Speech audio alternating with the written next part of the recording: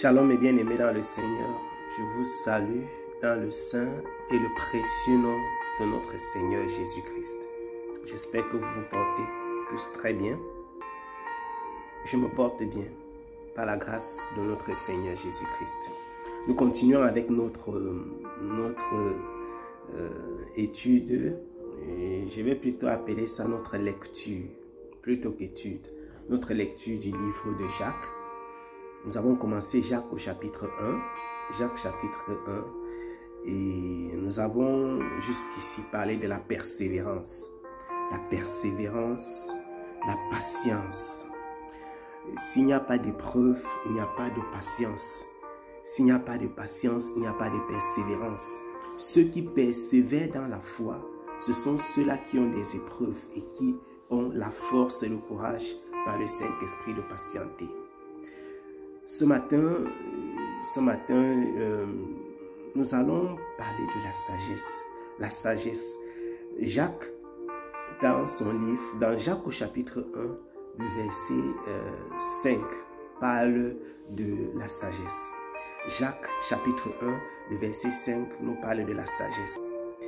Jacques déclare ceci, et je vais lire pour nous. Si quelqu'un d'entre vous manque de sagesse, qu'il la demande à Dieu, qui donne à tous simplement et sans reproche, et elle lui sera donnée.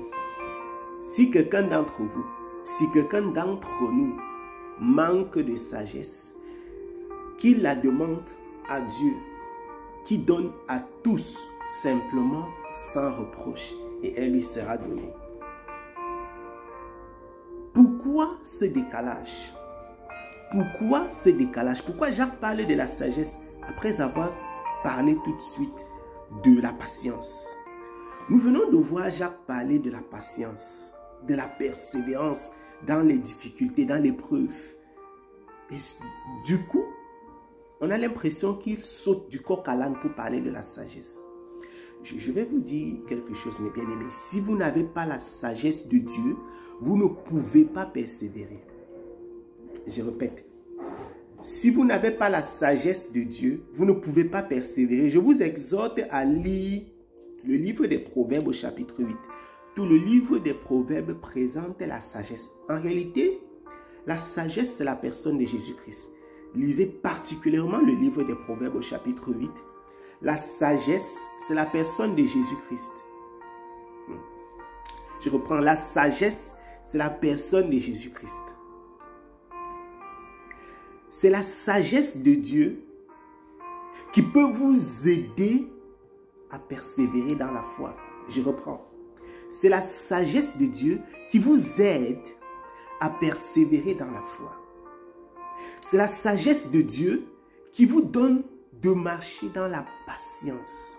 C'est la sagesse de Dieu qui vous donne l'instruction, qui vous conduit de la façon qui soit adéquate pour que lorsqu'il y a des épreuves, que vous ne trébuchiez point. La sagesse dont il est question dans le livre de Jacques, au chapitre 1, verset 5, ce n'est pas la sagesse pour construire des immeubles.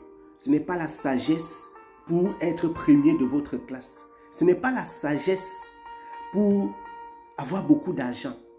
Vous comprenez? Ce n'est pas de cette sagesse-là dont il est question. Ce n'est pas la sagesse, ce n'est pas de la sagesse charnelle. La sagesse charnelle. Ce n'est pas de la sagesse charnelle. Ce que j'appelle sagesse charnelle, c'est cette sagesse-là que l'on obtient par exemple en lisant des livres, en s'instruisant, en suivant des vidéos, en allant au séminaire, aux conférences. Ce n'est pas de ça que Jacques parle. Après avoir parlé de la patience, de la persévérance dans la foi, Jacques vous dit d'emblée, si vous manquez de sagesse, si vous trébuchez dans les épreuves, si vous avez des difficultés à patienter, à persévérer, c'est que vous manquez de sagesse. Vous avez besoin, c'est une continuité, c'est une suite. Jacques ne parle pas de la sagesse pour réussir votre vie. D'ailleurs, il faut encore comprendre qu'est-ce que c'est réussir sa vie, pour réussir dans sa vie. Ce n'est pas de ça l'apôtre Jacques est en train de parler. Jacques, notre frère, parle d'autre chose. La sagesse de Dieu est personnifiée en Jésus-Christ. Jésus-Christ est la sagesse de Dieu. Vous avez besoin de la sagesse pour patienter et pour persévérer. Voilà la raison pour laquelle Jacques nous dit, si quelqu'un manque de sagesse, qu'il la demande à Dieu. On demande la sagesse à qui? À Dieu. Si un païen lit ce texte, il dira, mais pourquoi demander à Dieu la sagesse? Dans tous les cas, ils sont nombreux qui se prennent pour des sages dans le monde, tout simplement parce qu'ils ont écrit beaucoup de livres. Il y en a qui sont on les appelle d'ailleurs des génies. Il y en a qui sont tellement intelligents qu'on dit qu'ils sont des génies. Il y en a qui dans des sociétés païennes, parce qu'ils ont vécu longtemps, ils ont des cheveux blancs, ils ont une longue expérience de la vie, on vient s'abreuver à leurs pieds de la sagesse. Mais cette sagesse-là, c'est la sagesse de la chair. Ici, il s'agit d'autre chose. Cette sagesse-ci, elle ne se trouve pas dans les livres. Celle-ci, c'est Dieu qui la donne. C'est la sagesse que Dieu donne ici. C'est la sagesse que seul le Saint-Esprit peut procurer. Si quelqu'un d'entre vous manque de sagesse, si vous avez des difficultés dans votre vie spirituelle, si vous avez du mal à patienter, à persévérer dans le Seigneur, à vous tenir dans le Seigneur, demandez à Dieu la sagesse. La sagesse vient du Seigneur. Il dit demandez à Dieu. Il n'a pas dit allez lire les livres. Si quelqu'un manque de sagesse, qu'il aille lire 50 livres. Non. Si quelqu'un manque de sagesse, qu'il s'inscrive à l'université d'Oxford, à Harvard. Non. Si quelqu'un manque de sagesse, qu'il la demande à Dieu. Sans la personne de Jésus-Christ, vous ne pouvez pas persévérer dans la foi. Sans la personne de Jésus-Christ, vous ne pouvez pas persévérer dans l'épreuve. Ce n'est simplement pas possible. J'ai été interrompu. Simplement pas possible de persévérer sans la sagesse. Nous avons besoin de la sagesse, mes bien-aimés. Nous avons besoin de la sagesse. Et c'est Dieu qui la donne. Nous avons besoin de la sagesse du Seigneur. Pas de la sagesse charnelle. Jacques dit qu'il la demande à Dieu, qui donne. Qu'il la demande à Dieu. Donc c'est Dieu qui donne la sagesse. Et il dit qu'il donne comment?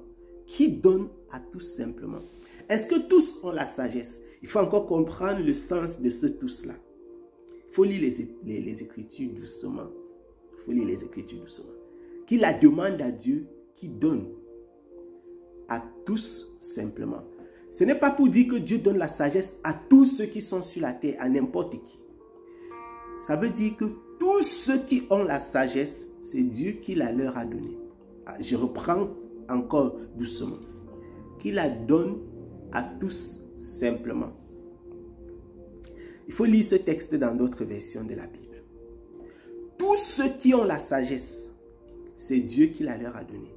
Qui la donne à tous, simplement tous ceux-là, tous ceux qui ont la sagesse, c'est à Dieu qui la doivent.